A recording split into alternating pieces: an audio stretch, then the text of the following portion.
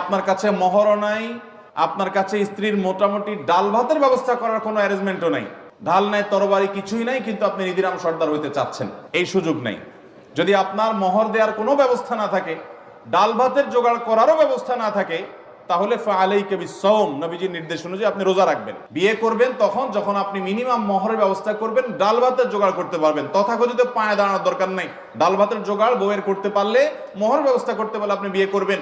এরপরে যেটুকু টানাটানি আছে, আল্লাহর ওয়াদা আছে আপনাকে অভাব দূর করে দিবেন।